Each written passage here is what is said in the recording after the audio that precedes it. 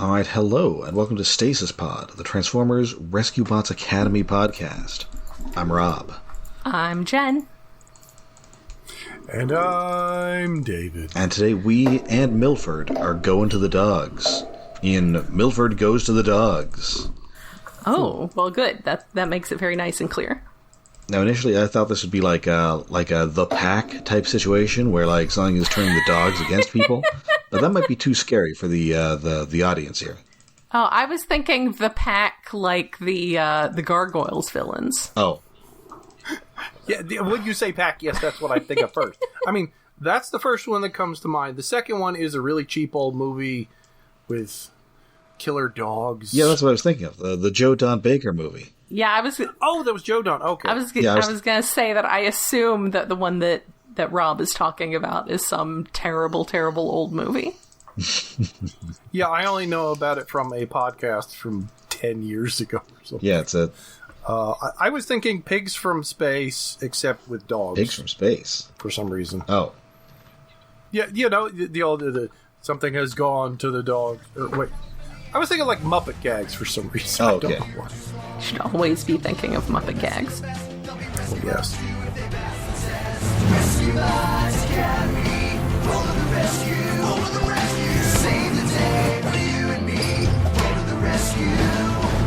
Hot shot, world, hoist, medics, and wedge. Their teamwork together will give them the edge. Rescue Bots Academy. Go to the rescue. Wow. So yeah, we're just hanging around the base. Heatwave and Cody are fixing a thing, and then Hoist drops in, and he has invented the Talkie Squawky, a terrible name that he insists on using throughout the entirety of the episode. Yes, he is dedicated to this terrible name. Also, I appreciate that Heatwave was taking advantage of Cody being a small being to get into places he can't reach. Mm-hmm. Yeah, they need to get a mini-con in the base to do repairs. They do. They need to recruit Fix-It. They do. What's he doing? Yeah. What's he up to? He would fit into this milieu. Yes. Yeah, or one of those many extra Fix-Its that were on that ship that one Right. time. Yes, like Toolbox. That I think all blew up or something. Yes. Oh, Toolbox, yeah. Toolbox, the guy whose name is definitely not a euphemism for scrotum. Oh God, it should be. Wait, I should write that down. No, it's like when a guy's nicknamed Balls. Like, oh man, that guy's tough. I don't know that I've known anyone nicknamed Balls, but maybe I don't hang around enough tough guys. I probably met some guy named Toolbox. My dad used to work as a mechanic. I have 100% met a guy nicknamed Balls. Oh, he played hockey, of course. Well, I also knew a hockey player who lost a testicle while playing hockey. Oh, that sounds deeply unfortunate. My brain it just wants to ask, like, skates or stick, but I don't really want to know the answer. Puck. Ooh. Puck! Oh, Puck! oh, Ow! that's rough. That's real rough. Yeah, that more was involved there than either of the other choices. Ow. Anyway, I was thinking about because guy has 4 kids though, so one of them was working. Yeah, clearly the other one's doing okay. Walkie-talkie yeah, as a term. yes, Like I saw a meme. I probably should have saved it because it was like 5 days ago. Of imagine if whoever named the walkie-talkie had named other things. I'm personally Swords, pokey wokey or whatever. I am personally fond of lists of birds named by people who hate birds. Yeah, bird names are insane. Oh, but other side note. I remember when I was a small child. I forget why. I don't think it was a school thing. I think it was something else. Maybe I was trying out for Boy Scouts and failed. I had to like fill out a list of like identifying. Oh, is this a bird or is this a fish? Mm-hmm. And one of them was perch. As a person who'd never went fishing, what the fuck do you think I put down as? That's a trick question. It's a bird. Bird perch. That is a trick question. Yes, it's a fair. trick question. Apparently, it's a fucking fish. Yes. it's a delicious fish. And then when I eventually did go fishing, what I pulled up was not a perch. It was strange, mysterious things with feet in Japan. Mm-hmm. Which I ate. Delicious. So that was a fun day. Wait, they had Pulling up feet? strange things on the... Yeah, well... I assume that's some were kind you of... fishing in, like, the Devonian era? No, like one of the little mud skipper kind of thing. Yeah, I assume what Sort he's of. I don't know actually exactly referring what it to was. is an amphibian. No, it was a fish that like had feet. Front feet. But amphibians... Possibly it was amphibious, but... Yeah, I'm assuming that you just, like, went back in time and, like... I think it was delicious. ate one of those fish that just started to like the Walk on land for fun. or something. Yeah. Anyway, so it turns out the talkie-squawky it operates at a frequency that humans can't hear. It's like when businesses play music at a pitch that annoys teenagers. Mm-hmm. So they'll get off their lawns or what have you. Oh, I should keep that in mind. I should make a note of that. Got a lot of neighbor kids, is all I'm saying. Yeah, so it does indeed turn out to work because they get a transmission on it, which Cody can't hear. Well, good. Good job. Good job, Hoist. It's a good gag when they keep testing it at the beginning, and they keep testing it in a room where Cody is. Yes. It's like, yes, I can hear you because you're talking into it in the same room I am. Because you're talking from 10 feet away. Yeah. So he was all like, "Yeah, this is interesting, but you got to test it before you actually use it in the field." So over in Milford, Wedge and Hotshot, they're fixing some roads, and also hanging out with some dogs. Dogs! Yeah. Dogs, they're good. So all of the humans in Milford are at the arena for some kind of, like, Milford event. It's the Founders Festival, which I'm going to believe is some kind of, like, midsummer thing. It must be. Yeah, if everyone is at the stadium for this. Well, somebody is getting, like, burned in a wicker man, or Yeah. or put in a bear suit, or having bees poured on them.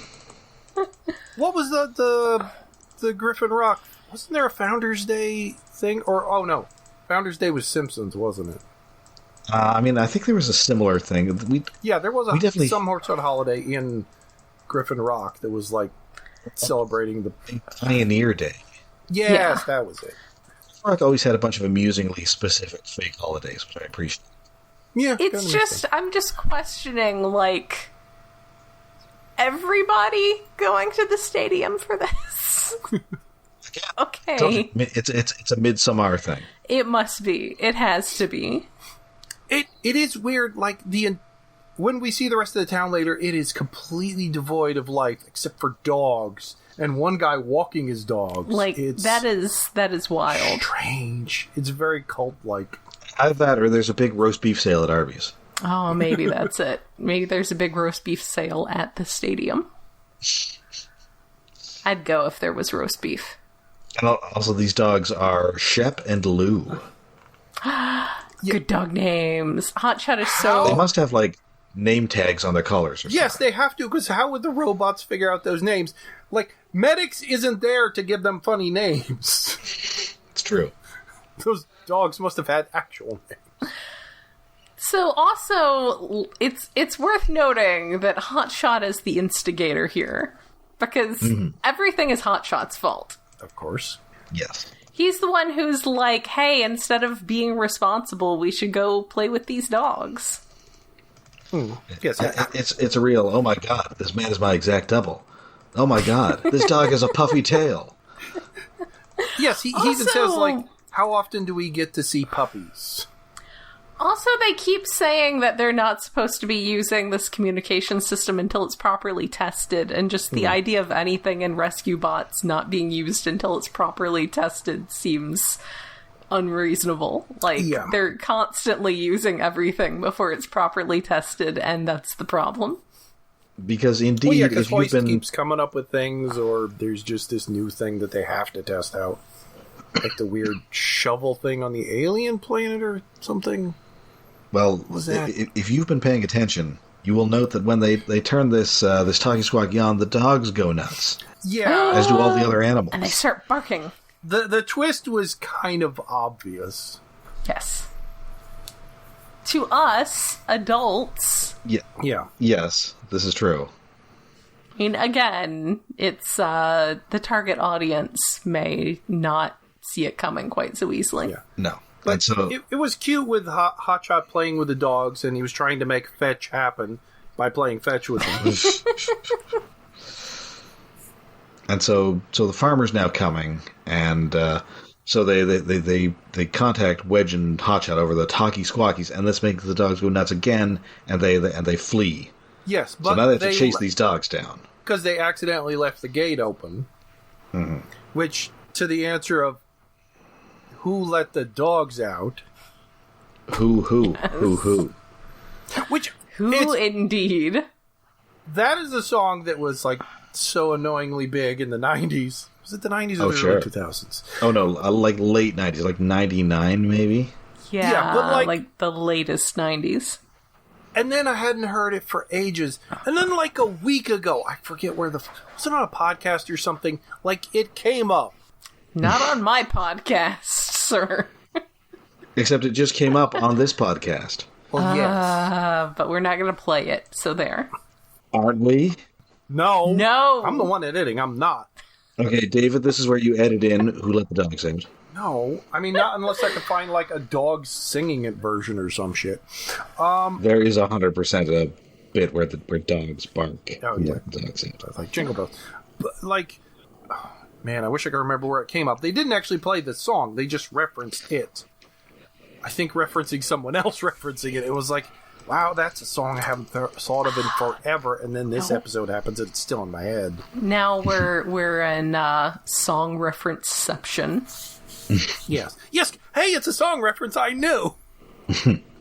That's unfortunate. That has been happening a lot lately. Maybe it's because, unrelated to song genres, because I've been listening to Sirius XM in my car again. Good. Learn some music. And here's part of the reason, like, I'm always bad at music, because anytime I hear a song, in the radio in the car, like, I don't know who's singing it, I don't know the title of the song, so I'm not going to remember it, and I have bad lyrics. Oh, and now it tells you. With my car, I can look over and it says the name of the song, who the fuck's playing it, and occasionally I get a picture of the album cover. Yeah. It's like, oh, goody. It is helpful. That's a David Bowie song. I've heard it before. I didn't know it was David Bowie. There you go. Oh, I've heard more Depeche Mode songs. Maybe they're not that bad. Well, and if you don't enjoy them, you just turn off your radio and then enjoy the silence. Or try to change it. I got to find more good channel. I've mostly been on the New Wave channel. Ooh. I was like, that's a good shit. I need to make you listen to some more of the Smiths. Actually, if you've been on that channel, you've been listening to sufficient amounts of the Smiths. There's been some Smiths and Morrissey. Is that the other one? Or Yeah. One of them other things is coming up. All you need to know about Morrissey is that he has a song called I Have Forgiven Jesus. Oh, wait. He's the one with the Girlfriend in a Coma song, right? Yes. I know it's serious. Yeah, okay. He's the one I can never take serious because anytime, like, his singing sounds like a joke. The titles and lyrics sound like a joke. Like he's an emo comedy act is what he is. He's just very melodramatic. But it's impossible to take him serious. I mean, at least with, unless it's Oingo Boingo, most of the other bands is like, okay, they're being serious. Morrissey cannot be serious. He's so insane. Look, back in Columbus, there was a lesbian bar that had a Morrissey night every week, so Very ironic. it's the way of my people to be melodramatic. So they do end up finding these dogs, but unfortunately, they use the talkie squawkies to let everybody know they found them, and then they immediately become lost again. Yes. Yeah, they keep finding them and running The away. dogs run off. So they finally find them, and then realize that they themselves are now lost. Uh-oh. Yeah, well, at the point when they say, oh, we're lost, I'm confused by... Like, I can understand with them wandering around the town and get confused. But they're standing in front of the giant stadium, which is the largest thing in town. On the shore. How are you lost now? Also, all of this 100% Hotshot's fault. Yes. You gotta start carrying a map. But the solution to the problem is making fetch happen. Because the dog's stick that they were playing fetch with is still at home. And Hotshot says, "Fetch, boys." And they run home. He just had to tell them. So this entire episode feels like a series of in-jokes that someone was dared to. It's like, Yes. make the punchline of the episode making fetch happen. And letting the dogs out and dog whistles. Also, But not the bad ones. Hoist blames himself for all of this, and I was like, don't you dare blame yourself, Hoist. This is all Hotshot's fault. We did not properly testing and going out into the... Well, okay, part of the problem is him also going into the field. Yes. If he'd stayed back at the base, because in the process of setting up the new communication system, he deactivated the regular one. Yes. So they could not radio back to base. They only had their talkie-walkies. It is mentioned that in order to test the new system, they had to disconnect the old system, which is unfortunate. That's another gag. Like at the beginning of the episode when Heatwave and Cody are walking around and dealing with the walkie-talkies that the bots are testing out, they're doing a walk and talk. They are indeed walking and talking. This episode is constructed out of 4 different puns. It's load-bearing puns. And that brings us now to the next episode, The Ice Wave. In fact, I forgot to mention that the previous episode was written by Ben Ward, and so was this one. Ben Ward, last seen around these parts, writing Monster Savings. Mm-hmm. He doesn't sound Or sufficiently... the wacky inflatable tube man. He doesn't sound sufficiently Irish to be writing on the show. His name should be like Kieran McAllister or something. Sorry. So we are in the danger room, and Hotshot is ready to be. He's ready for the next mission because once he wins another mission, he is on top of the leaderboard. So, I have questions. So apparently Blades is at the top of the leaderboard. Yes.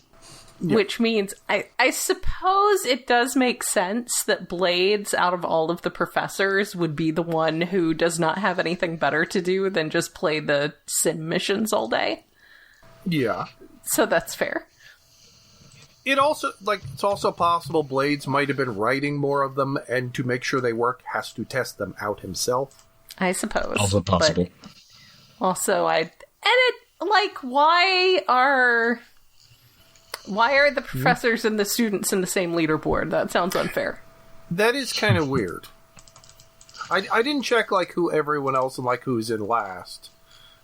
It probably would have been funny to find out who's in last, but Hotshot is annoyed because Blades is first. He says because Blades has seniority. He's been here the longest. It's like because they both have the same amount of points. It's like Hotshot. It's alphabetical. Nope. Wedge tells Hotshot that it's because he is better. Yes. He wants to get one more point, so he is definitely number one. So that's his obsession this episode. And so they are called in, and Hotshot is late because the other recruits challenged him to hop there on one finger, and he did it because he's Hotshot. Isn't it like Wedge, offhand? Hotshot says, "Oh, I'll do anything. Give me a challenge. Hop on one finger." And Wedge doesn't say, "Hop to the meeting on one finger." He just says, "Hop on one finger" before they even get called for the meeting. But Hotshot hops all the way to the meeting slowly. He sure does. So the lesson today is to fight the battles you can win. I'm not sure what this means, but they soon find out as the danger room takes them to a coasts in like the Arctic or Minnesota or something. Yeah, I'd say Minnesota. It's very flat, plain, mostly, with one house, some scattered trees, and the obstacle for the episode. Maybe the UP. And so, just people in this house trying to figure out what's going on then.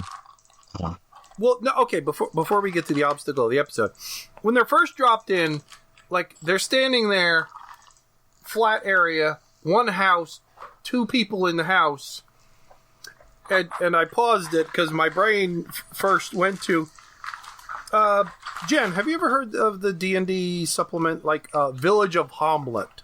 No, I have not. Okay, it was like... Tell me this story. Ravencroft or something. I forget what it was for. It was like an early supplement thing of, like, I think it was supposed to be from, like, for levels 1 to 5 or something or other.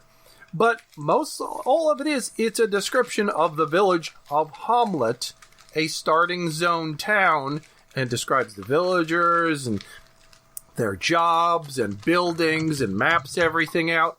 And then they're all vampires. No, that's the thing. It doesn't really give enemies to fight. Mm-hmm. There's like no monster. I don't think there's a monster. So I haven't actually read for it myself. I've only heard about it. And I heard tales of like early D&D parties. Is like, wait, what are we supposed to do in this village? And D&D players being D&D players, murder hobo the town. That is rude. Yes! Like, it... Either the bad DMs, like, missed part of the book where it said, oh, you're supposed to get quests to go out and do shit from the town. Instead, they went house to house killing people. Which is what this little house gave me to think, because they're standing there, it's like, what are we supposed to do here? And they turn and look at the house. It's like, no, start killing. My brain is, oh, the village of Hamlet, oh no. But they're little kiddos, they're there to save people. Yes. And then the problem of the episode shows up, which is the monolith monsters. Kind of. The ice wave. I have this in my notes as some kind of Roland Emmerich bullshit. Yeah, that's fair. That's fair. It is. Man, I do love some Roland Emmerich bullshit, too. It's the ice that chases you into a building and kills you. Exactly. It very much made me think of The Day After Tomorrow, where they're outrunning the cold. I love that movie so much. It's so dumb. Apparently this is a real thing, but it's not actually this dramatic. Also wolves. He's also outrunning wolves, but the cold catches up with the wolves. And also, this might be a thing that happens in Geostorm. I haven't actually seen Geostorm. I saw it once. That was actually Dean Devlin on his own. And the solo. Yeah, when they broke up. Yeah, and it's really not as much destroying things as one would expect. So I saw it once, and I was like, that's kind of mid. It's like an Art Garfunkel solo album. Yeah. Yeah, because, so it is an actual thing. It was too much trying to prevent the destruction and not enough just destroying things. Oh, that's no fun. That's not fun. No, that's boring. So this is an actual thing. I didn't look it up. It just reminded me of those pictures you see every some winters of a place on the Great Lakes where you have houses near the lake and the wind and the ice like freeze buildings solid in a sheet. Oh yeah, because the wind is blowing surf up, and then the surf is hitting the building and just freezing. Yeah, I've seen that. It's pretty great. Yeah, it's pretty cool. This is just like, it's not quite a glacier. It's like growing crystals, presumably off a lake. I didn't notice a lake in the episode, and it just keeps getting bigger and bigger. Like the monsters from the Monolith Monsters. Mm-hmm. Oh, yeah. Big Monolith Monster vibes. Only these are ice instead of giant space crystal monsters, in quotes. So the kiddos have to deal with this wall of ice that is heading towards the house. And not listening to the suggestion of the day, they're just, we have to stop this. Yep. It's like, Gotta wait. stop this. Hotshot is so focused on being the best that he's just charging right in there, as he does. Mm-hmm. So they make many attempts to defeat the Ice Wave, but instead... I do like that slowly after a few tries, like, Medics just stands there one try, and then the next try, he sits down next to Hoist. Yep. And they're just like, we've given up. That was a cute little scene. They're like, well, just let Hotshot tire himself out. Yeah. It's like a toddler who got into the coffee. Let him wear himself out. Like he ends up embedded in the Ice Wave at one point. Yes, with his face sticking out. And then finally they realize that this is a real Kobayashi Maru kind of scenario. I didn't realize it was going for that until the very last bit. I don't believe in the no-win scenario. Yeah, it's Hotshot when it should have been Medics. It is a Hotshot-focused episode.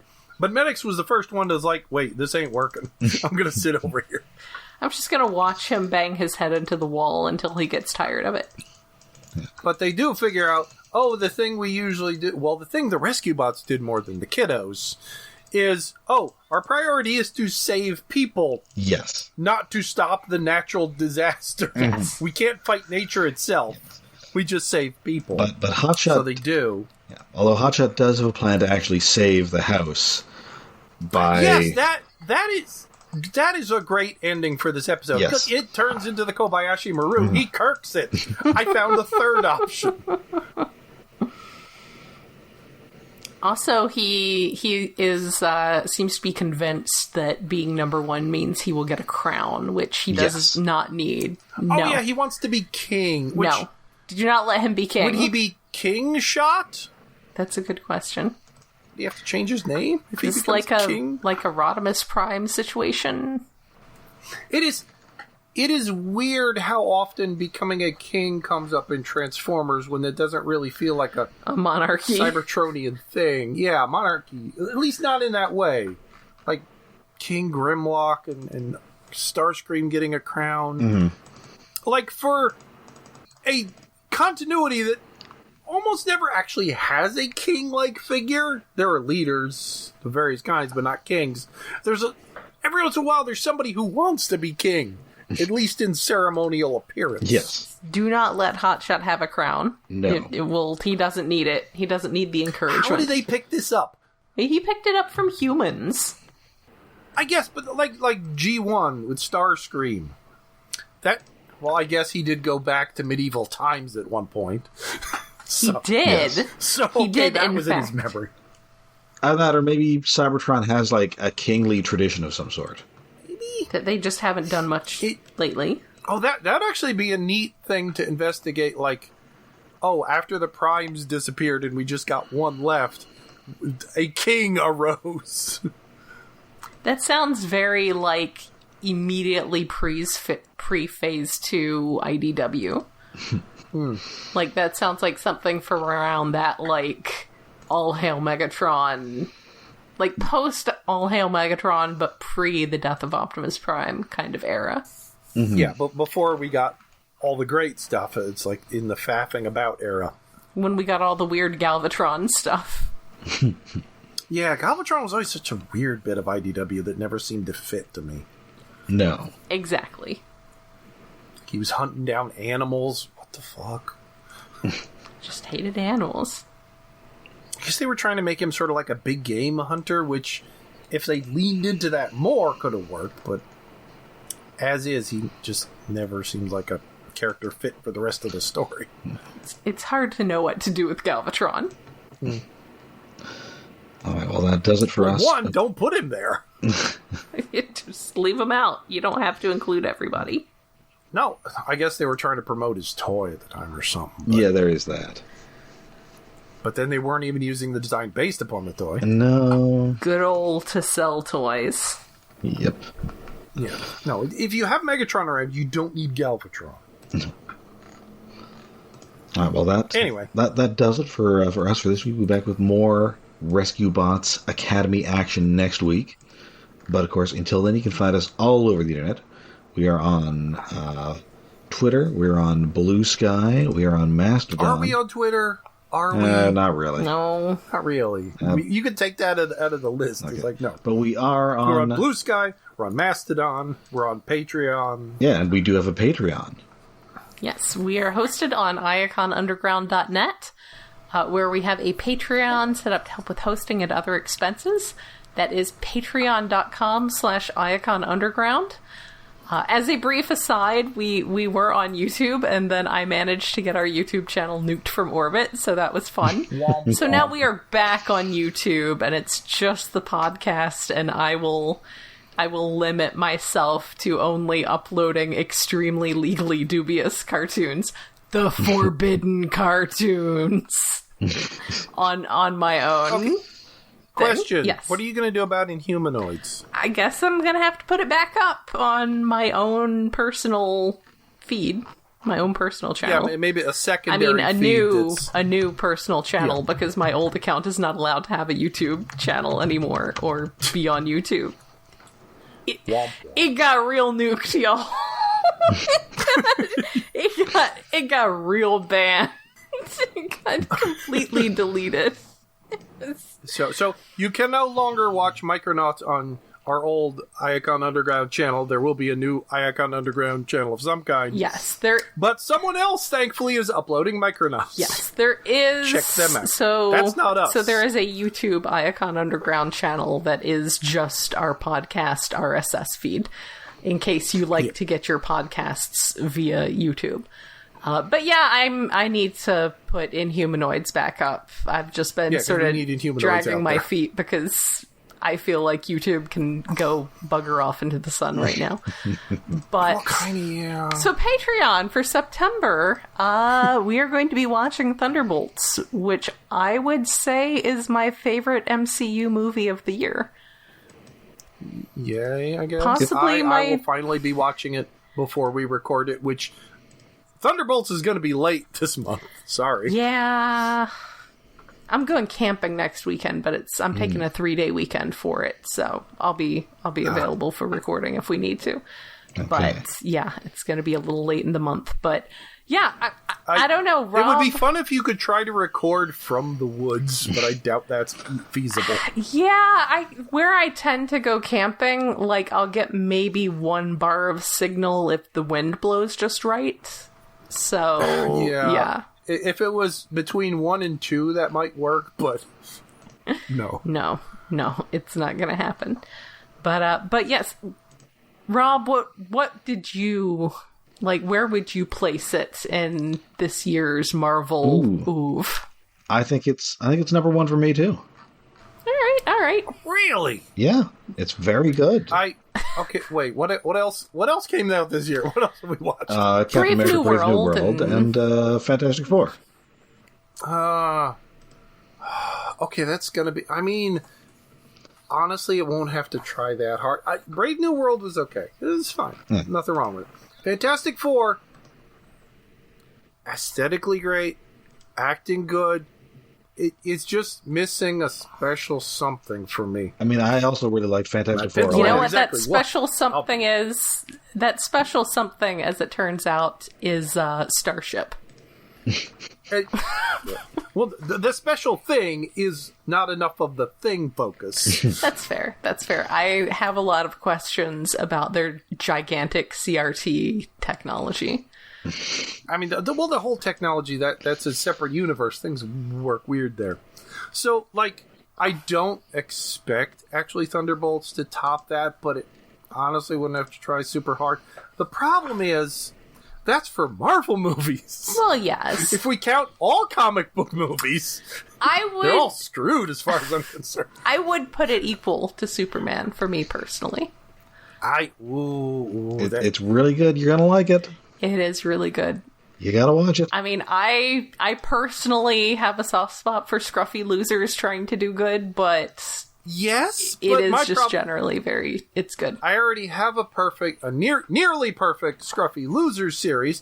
That's Guardians of the Galaxy. Well, yes. It just happened. The star just happens to be played by an ass. Well, the human star happens to be played by an asshole. He's not actually the main character of the series. That's my boy Rocket Raccoon. Always has been, always will be. Yeah.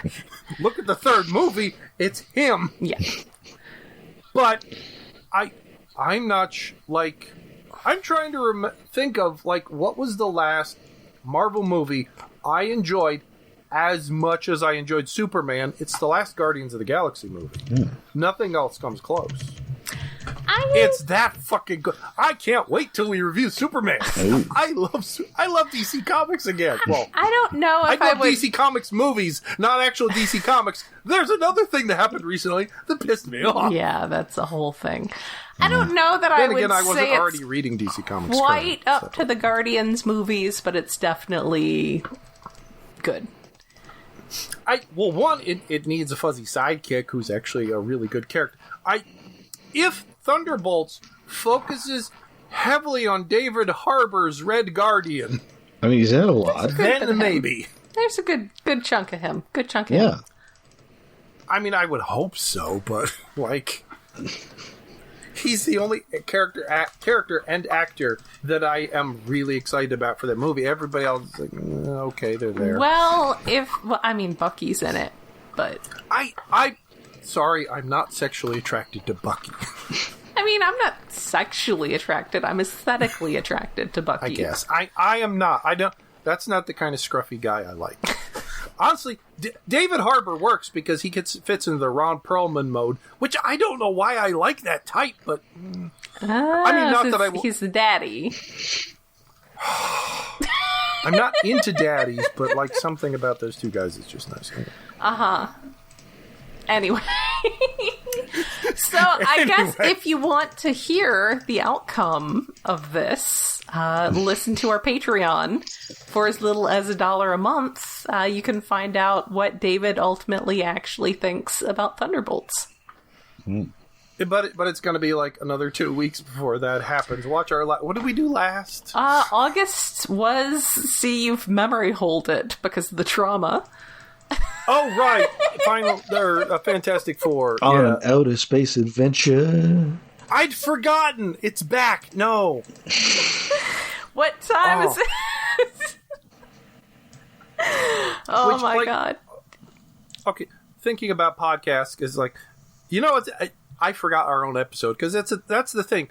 Listeners, it's harder to remember your own episodes than it is other podcasts you listen to. It is, because you were doing them, and then you're like, okay, I'm done with this, and I'm moving on to another thing.